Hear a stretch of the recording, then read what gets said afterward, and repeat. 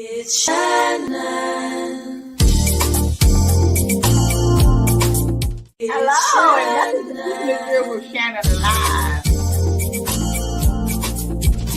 It's Shannon. Because you don't know how it's going to turn out. It's Shannon. It's Shannon.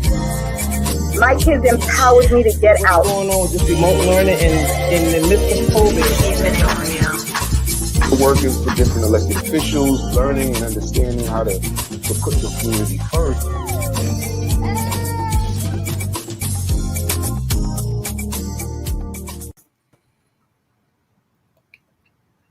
Hi, and welcome to Keeping It Real with Shannon. Thank you so much for joining us tonight. Hello to my co-host, Dr. Vanessa DeDanzine. Hello, Vanessa. How are you? I am so excited about the show tonight because we got two excellent guests on to talk about a very, very important topic: how safe are our schools? And we'd like to welcome them to the show now, Miss Mona David and Miss Quiann Simpkins. Hi, ladies. How are you? Hi. It is good to see you again. How are you? How's it going? Uh-oh. It's going well. Okay, then we already started off with the faces, so we know how this is going to be going. But before we get to the meat and grind of the discussion, because our topic tonight is how safe are the schools. Now, Mona, I know you and is it Quiann? Quiann. You started at NYC School Safety Coalition. So, Mona, could you tell us about the coalition and how that works? Sure. And thank you, ladies, for having us back on the show. It's our pleasure, to be here. We're honored to join you again. So, the NYC School Safety Coalition was started early last year. Quiann, Simpkins, and I are two of the founding members. And the coalition consists of parents, clergy, community-based organizations, as well as our school safety agents, who are all members, individual members, and some member organizations of the NYC School Safety Coalition. And in the last year, we've held multiple press conferences, rallies in every borough because of the the legislation that was being pushed and this agenda that was being pushed by Jumaane Williams, Brad Lander, Corey Johnson, Helen Rosenthal, and others who we call the so-called woke, progressive, limousine liberals, elected officials. And pretty much because they were pushing to transfer school safety agents from the NYPD back to the DOE, we pushed back on that. And then they were also, as an alternative, seeking to completely eliminate the position of school safety agents. So we pushed back against that too. And, parents united citywide, Black, white, Asian, Latino, from different, boroughs, political ideologies, Democrat, Republicans, like we were all together, united in the one thing, and that was, keeping our children safe and knowing that the men and women, 70% of them who are Black and Hispanic mothers that make up the school safety agents, that we need them there in our schools. So, it's a year later, we have a new mayor, and we have a lot to talk about. Well, I figured you would be all excited now. I thought you would be all excited now because he said he wasn't going to move you from NYPD and send you back to the Board of Ed. So I thought y'all would be all excited now when I heard that news. We were until a couple of days ago. So, Miss Simpkins, you're not happy about staying at NYPD? I was happy about staying with the NYPD. That's what we were out here fighting in the streets for. But now I'm disturbed and I'm alarmed because as of this past Saturday, there was a roundtable talk around cure violence and, expanding that whole thing to help cure gun violence, where school safety was mentioned.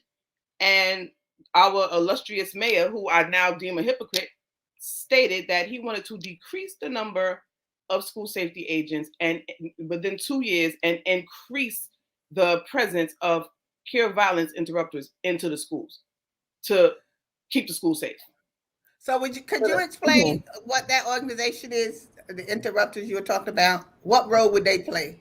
Care violence interrupters are there people who are basically supposed to be outside the front lines in the street, in the communities, neighborhood watching, basically seeing what's going on, intervening in situations, stopping them before they start, which I have not seen them do absolutely any of this.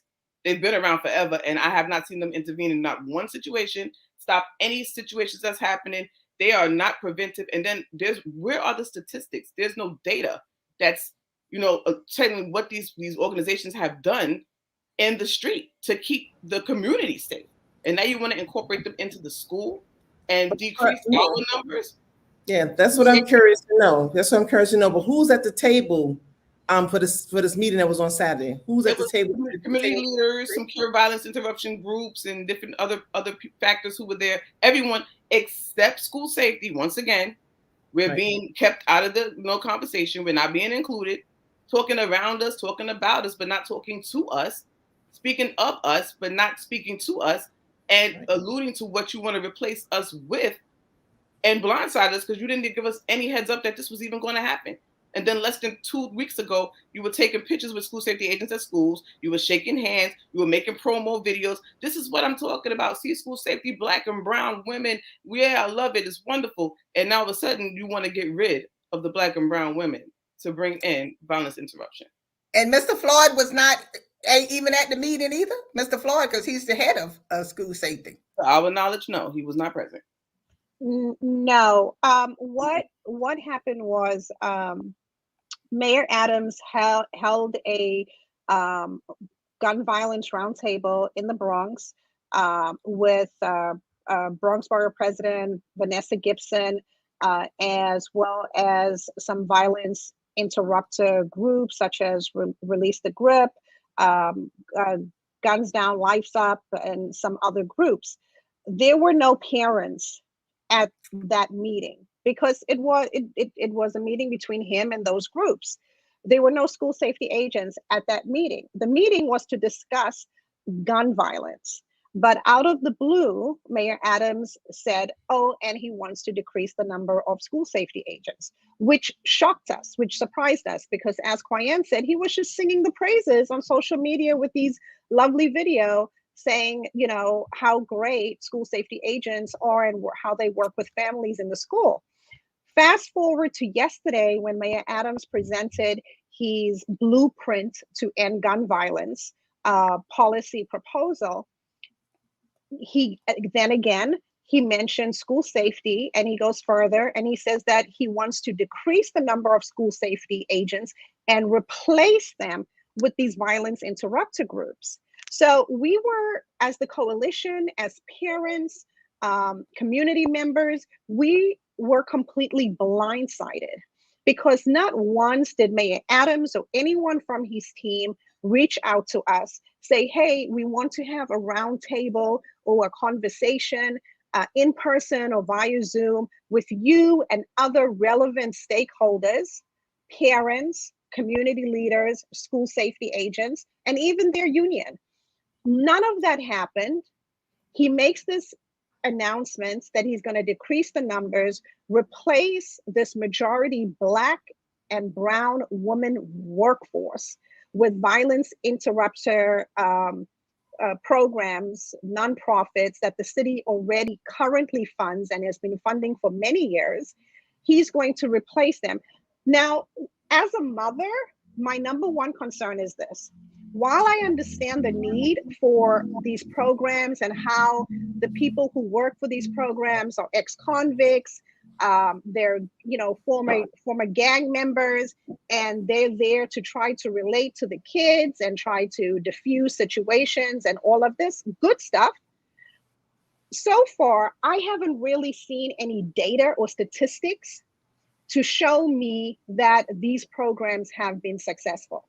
Because I am on the streets. I am in the Bronx. I am, out there, demanding and an end to the gun violence, demanding laws are changed, demanding the criminal justice reforms be reformed. I'm out there.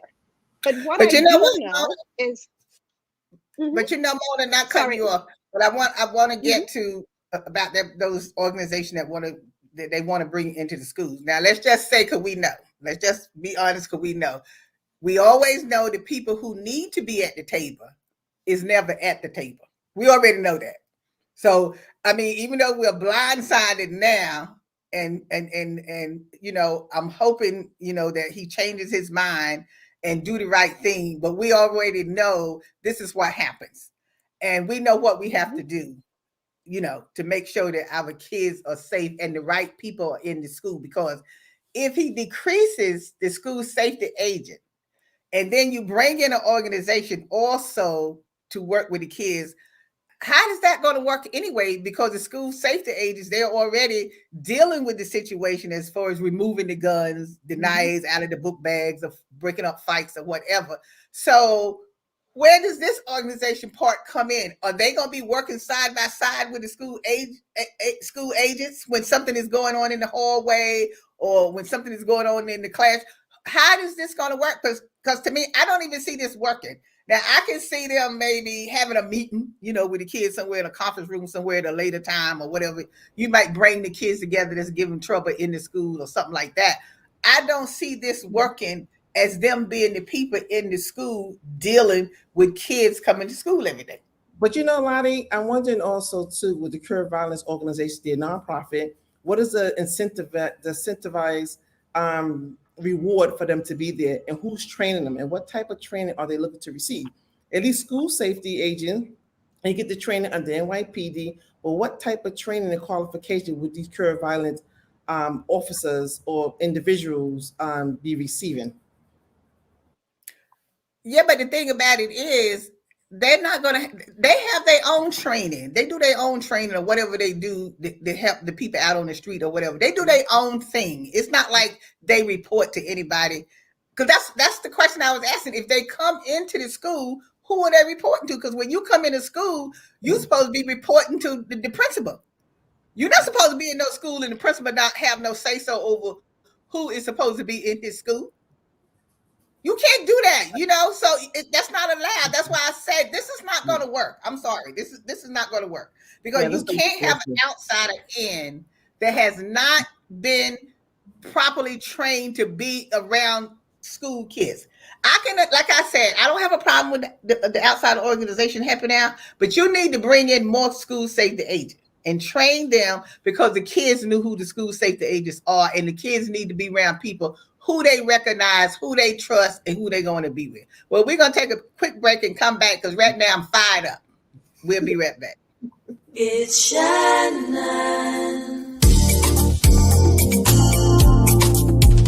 It's Shannon.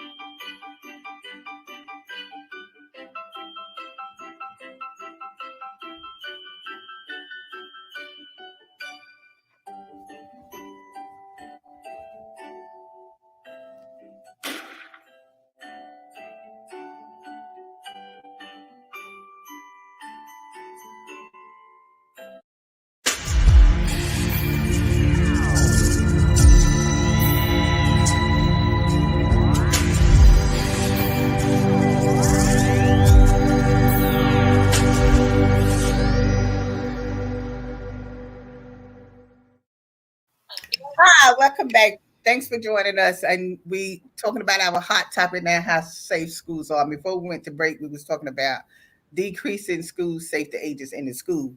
And you know, this really annoys me and make me upset because we're always talking about who's supposed to be in the school. So you have to understand when you are dealing with school kids, children, you have to have somebody in the school that they can relate to. So the school safety agents, the kids get to know that person in school. They know who's sitting at the front desk. They see them walking the halls or whatever.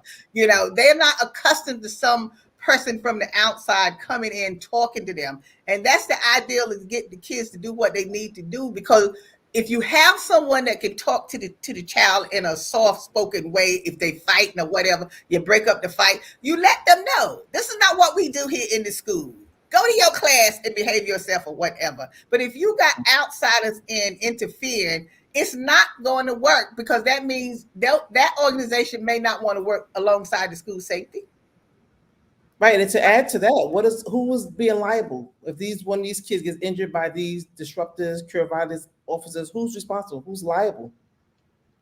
That's a good question. That's the question. I'm. You know what it is?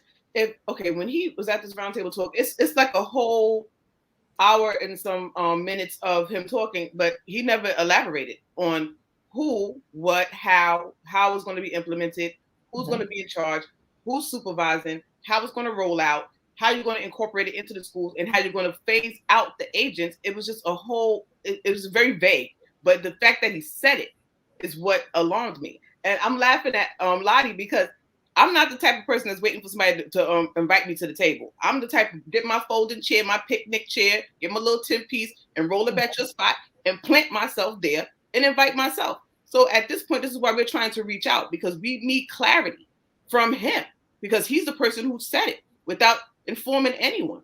So we need him specifically, him or someone in his camp, to tell us what it is, because it's the fact of not even being blindsided. I just felt betrayed, because you said one thing, and then you had a conference and you said my babies will be protected. School safety is not leaving the school system. They're not going under DOE. I need them protected. Then the following week, you're taking pictures and photos and you're smiling and you're grinning. And this is what school safety looks like. This is what it is. And you're praising. And then now, a week and a half later, we've gotten to this. So it's very hypocritical, but it lets me know that he's having talk with someone. He's not talking to us, but he's talking to someone about us and what he wants to do with the cure. But see, I'm still upset about the table part, because Mr. Floyd definitely should have been at the table. 100%. How can you have a meeting and Mr. Floyd, who's head of school safety, is not at the meeting? Exactly. Now, we already went through this before with a city council person doing that. Was he aware of the meeting? They all would have been consulted before he would have even made a statement. But to my knowledge, and also I believe Mona's, there has been no conversation from him to them. No feedback since the roundtable from him. No. Interesting. No, there. It's make me think if he's part of it and have some knowledge of what's going on, because why, if he's not at the table, he has not responded as of yet. Who are you talking about, Mr. Floyd? Yes. Yeah, no, the roundtable. Pardon. The roundtable on Saturday was with the Cure violence groups. Most of those groups are already currently funded by City Hall. They've been around for many years. They receive a lot of money, a lot of funding. But when we look at the fruits of their labor, we have rampant gun violence in our community. So clearly, what they're doing is not working. There's no denying that. So saying now that you want to throw even more money towards them, bring them into our schools, around our children, where if you even want to be a volunteer in a New York City public school, you have to do a background check. Most of the people who work for those organizations, you ask, Dr. Denzine asked, what's the qualifications? The qualifications is you were either an ex-convict or a former gangbanger, and now you've turned your life around and you want to help and stop, other kids from making mistakes that you did. That's the qualification. And I greatly respect that. But as the mother of a 13-year-old young Black man, I don't want anyone coming into the school who didn't have who had a background check. It came up in the background check that they have a criminal record, bring them around my kid without my knowledge, without my consent. Right. That is not okay. So he should, Mayor Adams should have consulted us, the parents, the real stakeholder, the School Safety Coalition that has been very public for the last year. He cannot say he doesn't know we exist. He knows full well we exist. I don't know who's advising him on what to do, And I haven't had an opportunity to speak to him or anyone on the top level in his administration. But I look at this as an unforced error. School safety had nothing to do, our school safety agents had nothing to do with his conversation on cure violence. If he wants to bring them into the schools, then have the respect to consult the parents and make sure to get our permission before you bring these former criminals around our children. But we're for whatever it is to make it work and save our children. But this push to decrease the number of school safety agents who since September have confiscated 13 firearms, 13 guns since September. So they've prevented 13 tragedies. And these again are majority Black and brown women that look like you and me, that look like Eric's mother, also a single mother like many of us. So you want to eliminate, decrease the numbers when we already have a shortage, and these women without a bulletproof vest are busy confiscating loaded weapons. So again, I don't know what is going on there. I don't know who advised him to throw school safety in his blueprint, but I pray and I hope, and I can say I personally reached out to a senior member of his administration to say, please, we were not consulted. We want to sit down. We want to understand exactly what is going on. And I really hope that our new mayor sits down with us Black, brown, and Hispanic mothers and Asian mothers and says to us, this is why he's doing, or this is why what he plans on doing. And then he must also tell us one last thing. You want to decrease the numbers? Where are you going to put them? Are you giving them other jobs? Are you giving them other training? I know he says he wants some of them to go to the NYPD after 2 years. But guess what? The NYPD used to have that program. I think it was stopped by Commissioner Kelly, but the NYPD now also has other requirements. So many of our school safety agents, number one, have exceeded the age requirements, and then there are a whole bunch of other requirements. So you cannot say you're going to eliminate the jobs of Black, brown, and Asian mothers and think that's okay in the middle of a pandemic with such a high unemployment rate. You can't do that to us. He was raised by a Black mother, by a single Black mother. Don't do that to us. Don't have, these parents losing their jobs. We already have a homeless crisis. I pray and I hope that, he reaches out to us because many of our members are so upset and we genuinely feel blindsided. We're just in shock at this policy proposal. But see, when it comes to school safety, I also believe too that it takes the whole school. Everybody in the school has to be involved. The staff as well has to be involved. There has to be meetings. The parents have to be involved. It's not just a one person thing, or it's just not the school safety agents by themselves, or I don't care how many organizations you bring in or who you bring in. It's for the school to sit down and decide how the school is going to be protected and everything. Because when you start, saying we're going to do this, we're going to do that, and no one is talking to each other, that's where the problem comes in, when you're not talking to each other. And so any conversation you have, because I'm even surprised now that the chancellor wasn't involved in this discussion, because he's the head of the school system. So of all people, he should also be involved in talking about how schools are going to work, how we're going to put things together. I don't get it. I don't get it how all of these people just left out. So maybe, something still could be coming. I'm sure there's going to be other conversations coming, but Mona, what do you think the parents need to be doing at this point? I think that the parents will most likely need to organize and mobilize against this, because these are our children, and we need to know that they're safe in school. No child can learn in an unsafe environment, and we need our mayor to understand we are the real stakeholders. We are the relevant stakeholders, And a big policy shift like this, while we understand that Mayor Adams has mayoral control of the schools, which means he has absolute total control and he doesn't need to consult anyone or get any feedback. We get that, but that's not how you lead. So we hope that he's gonna, sit down with us, with all of the relevant stakeholders.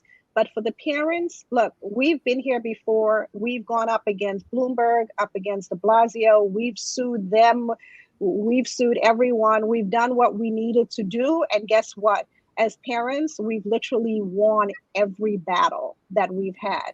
So I hope that this is not going to be the case with this mayor, because I just have to say, like, I'm really surprised that he didn't engage anyone on this. I don't know who his policy advisors are. I want to see what the connection is between curing gun violence in the streets and our communities and decreasing the number of school safety agents. It doesn't make sense to me, and I really and truly hope that someone is going to sit down with us and give us clarity and tell us exactly what their plan is.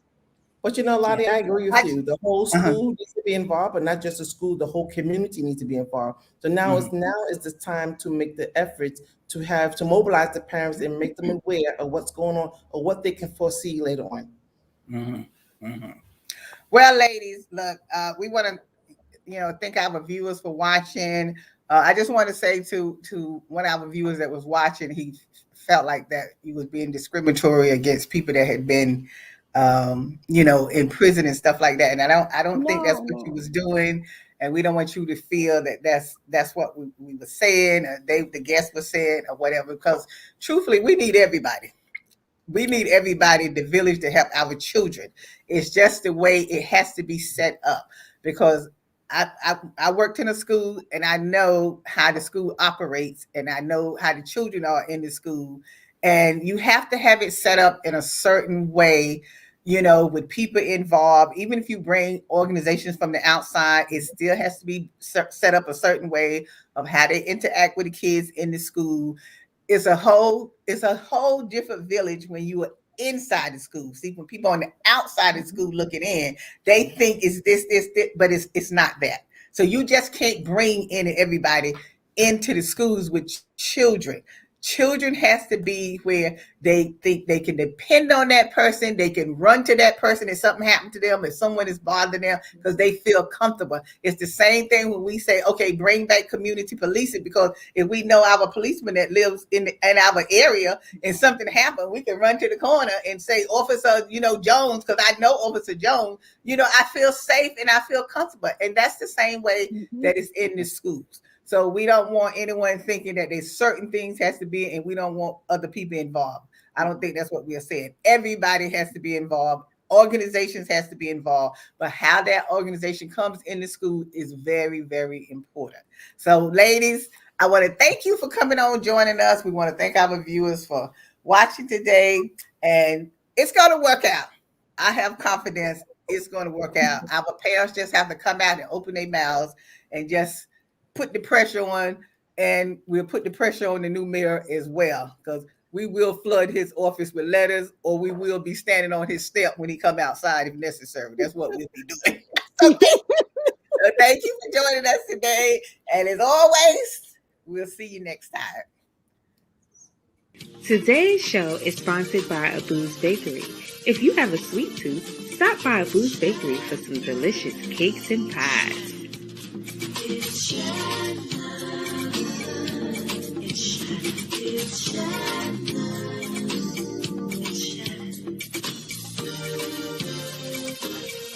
It's Shannon.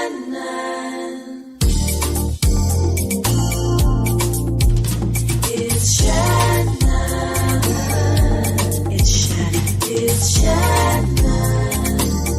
It's Shannon. Keep it real.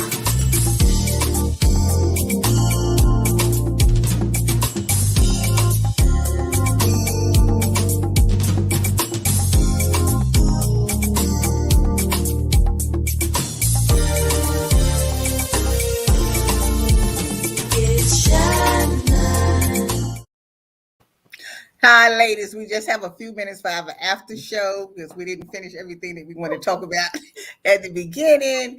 But as you know, we said at the beginning of the show that we're up against a lot of stuff right now. You know, we're going through a lot with the pandemic, so everybody's all stressed out from that. But we want I understand where everyone is coming from, and we want to support our new mayor and make sure he does a good job. Mhm. But we also want to make sure that he don't forget who needs to be represented.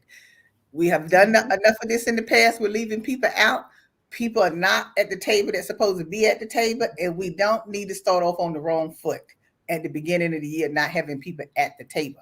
There has to be another roundtable meeting, and that meeting should have the chancellor involved. They should have the parent organization involved, NYC coalition involved. I mean, Mr. Floyd involved. It needs to have the right people at the table to talk because outside people can come in, but you also have to tell the outside people what needs to be done.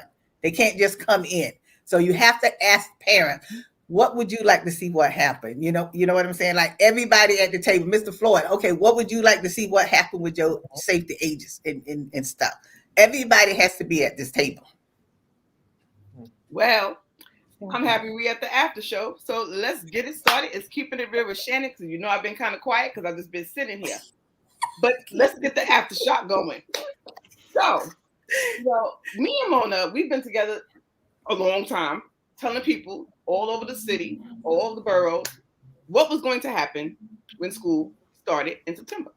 We've been rallying, we've been outcrying, we've been trying to get any and anybody who would listen. And exactly what we said was going to happen, happened. That the streets were going to come in, they're here at a large scale. I mean, 13 handguns between September to January is unbelievable. I can't even tell you how many, knives and razors and tasers and stun guns. And I mean, it's just astronomical, the number that's being brought in. But let's talk about the real. Like I said, I'm on the inside. I'm in the trenches. So I'm going to speak for my people because that's who I'm representing, my people. We are going through it. We are in deficit. We are depleted. We are working 12-hour shifts. Some of us are not having any days off. We are being dragged from building to building. We got to cover here, there, and everywhere. It's like covering a bullet wound with a Band-Aid. Literally, is what we are going through. We're getting hurt. The 1013s are plentiful. If you don't know what 1013, that's a radio code for officer needs assistance. We are getting hurt. Trying to protect these children, trying to protect these staff. We are getting injured. So we have to protect ourselves as well as the rest of the school community.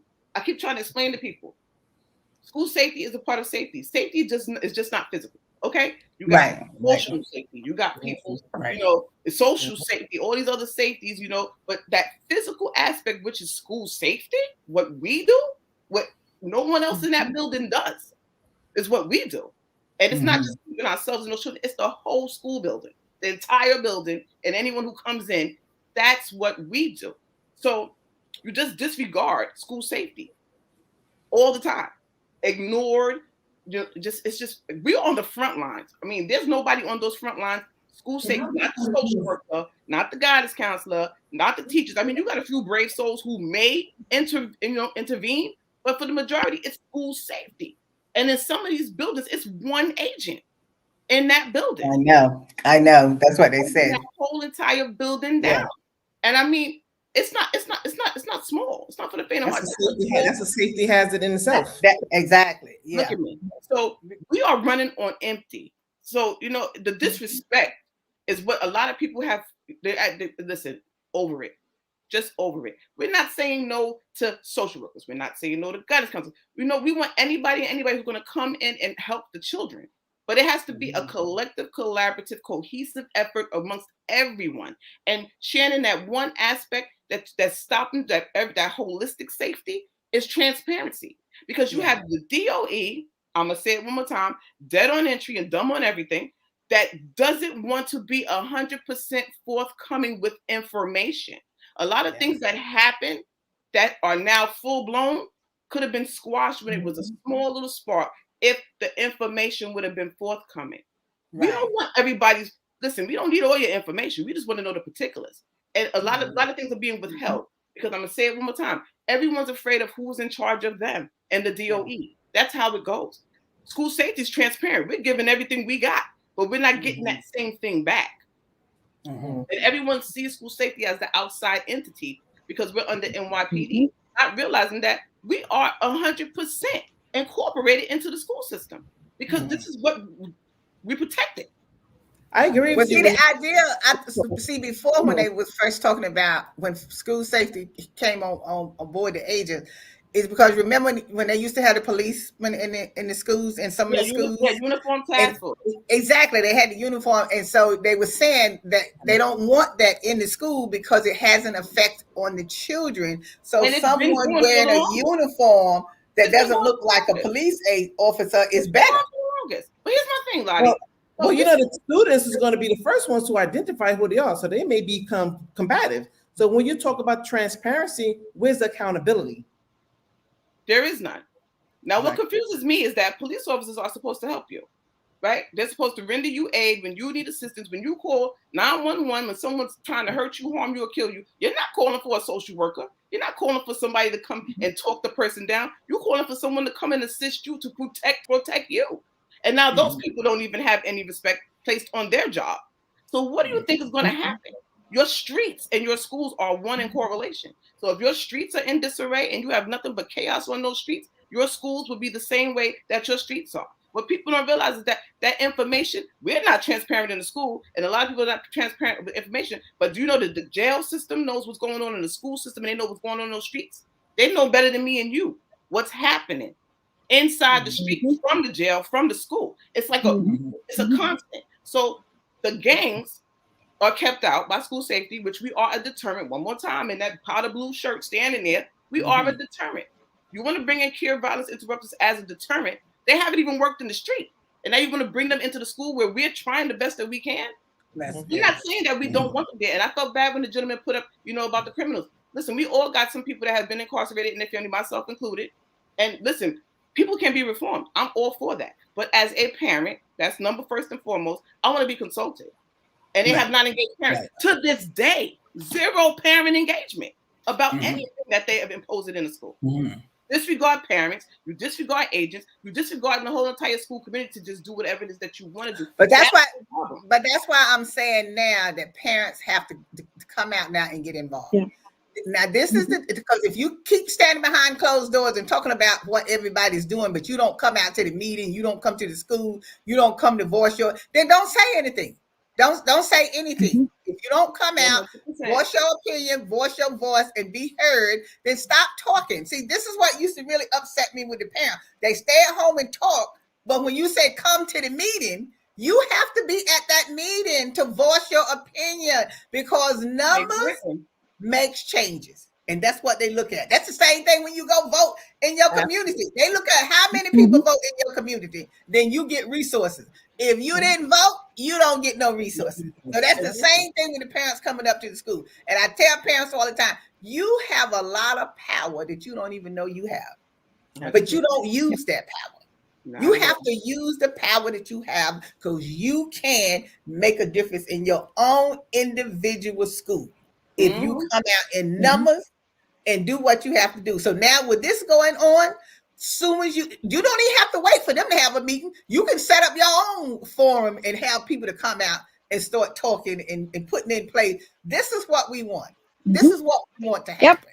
You don't have to wait for the mayor to say, okay, well, I'm going to do this. No. This is the time now you put your plan in place. But I had one thing I wanted to say. You want to incorporate the violence interrupters to keep the schools and the children safe.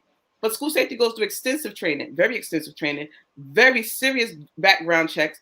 And we have these skills that we have and these powers and these arresting powers, not for the children, it's for the outside community. So when things happen and someone's coming in to cause harm to someone in that school community, we take that immediate action because we can place you in handcuffs and we can detain you. You're not going anywhere. You're going to wait till someone comes and carts you off.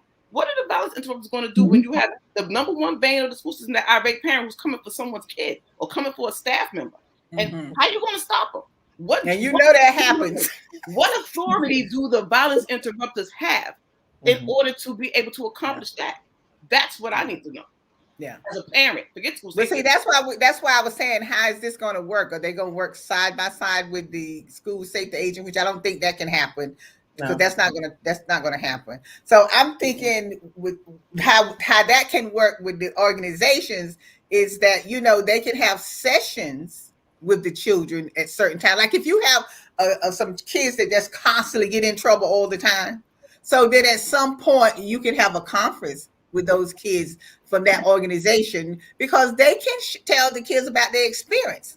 And sometimes, you know, when kids hear other people's experience, sometimes they listen, and sometimes that'll change how they act in their ways and stuff like that.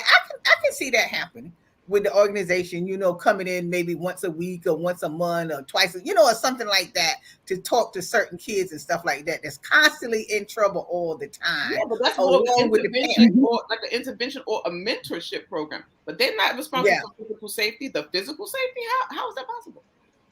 Yeah, Right. yeah. Well, one thing I mean, agree with what you said is that when you mention about school safety, but the DOE, when they come to the table, they don't bring the real information or the Negative. statistics or the Never. data that come. So I'm Never. encouraging, you know, your organizations such as yourself, the other ones that you can mobilize to get that data to bring it to the table, to show the individuals and the people who's out there listening what efforts and what role school safety has actually played, because it's much more than just protecting kids. You do play a social Yeah. a social Mhm. a social service Yes. role. You do play a mentoring role. You do play a Mhm. parenting role. And a lot of these kids need this extra added support outside of the school, but within that umbrella of the school. Mhm. that's why I was saying before, Mhm. Vanessa, about it takes the whole school. Yes. Because even though the school safety agent have their job to do, the Mhm. counselor have their job to do, but anybody in that school on staff can say something to those kids. If they're out there in the hallway acting up or Anybody. whatever, it doesn't Mhm. matter who you are, a teacher, you could be the school aide or whatever. No, Anybody. get yourself to your class now or whatever. And if something else is going on with the kid, they might be in the hallway crying or whatever, you can walk up to that kid and find out Yes. what's going on. It's the same thing as the village. It takes all of us in that school Absolutely. to make sure the school is running Nobody. Here's the problem. properly. First-hand experience from watching what goes on.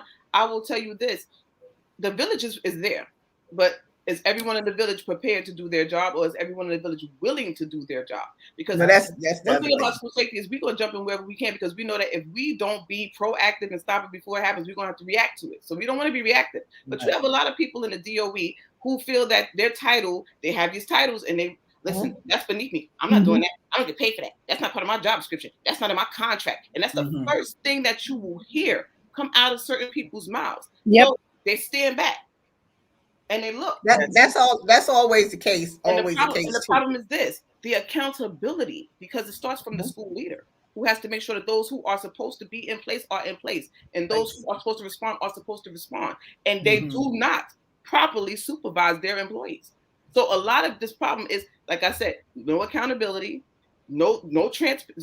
Listen, it's just out of control. Until everybody is real with themselves and honest, and has an open, honest conversation about everybody's job in that building revolves around children.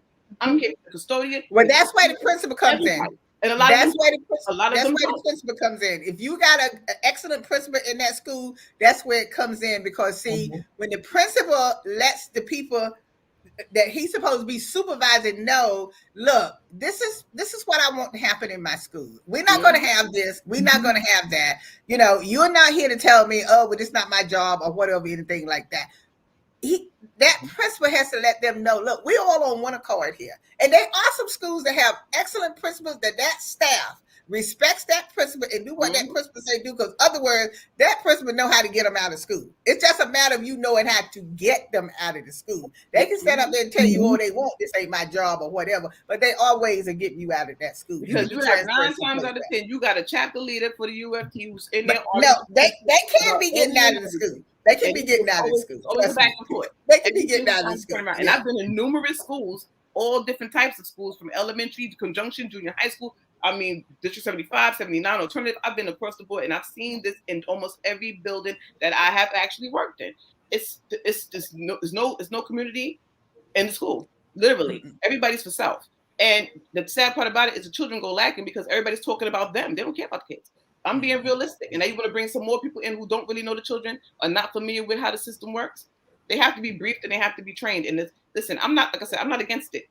I'm skeptical. I'm not against it. But the thing is, you can't sacrifice one thing for the other. Can't. Well, ladies, I'm not going to keep you anymore. Thank you for staying for the after show. I know it's going to get better. I believe it's going to be better. We just have to do, and I say we, because that includes us as well. We got to be writing letters. We got to be finding out where the meeting is or whatever that we have to do to show support. But as I say, the parents, this is your time to mobilize. And if you don't mobilize now, then for me, I don't want to hear anything else later about what's going on. No, because if you don't do what you're supposed to do, you always want to leave it up to a few people to do it. These are your children in the school. These are your children in the school. And if you don't think enough about your kids to come out and mobilize now, then don't be saying anything. If you don't have enough school safety agents in your school, that's on you. You have to mobilize to make sure your school have school safety agents in there.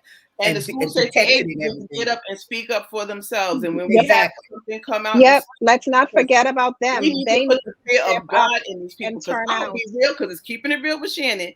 We know that the New York City public school system is the babysitting service for the city of New York. All municipal workers, when they go to work, they feel safe and assured that their children are safe when they leave them in school with the school safety agents and everybody else in the community. And if there's no school safety agents and there's no school in session, then people cannot go to work, which means the money is not moving. And money is the motive, because we know, and you can tell them Quiann Simpkins told you that. So school safety, get it together. Let's transform like a transformer and do what it is that we need to do. Exactly. Shut it down. We couldn't have said it better, Quiann. We couldn't. And I got a 4-piece that we could fold up, and we're gonna find our way to this meeting. It's gonna be me, Lottie, Vanessa, and Mona with my little fold-up chairs and my That's little. Right. That's right. Let me know, because I'll be right there in the face saying what I have to say. Because you know me, I've always said about what I had to say about the Board of Ed or whatever like that. Amen. So look, let's don't stop here, because we can find out what's going on. Mona, get them parents mobilized so they can do what they need to do. And we're going to keep it moving. Let's go, agents. Let's go. Let's go. So thank you again.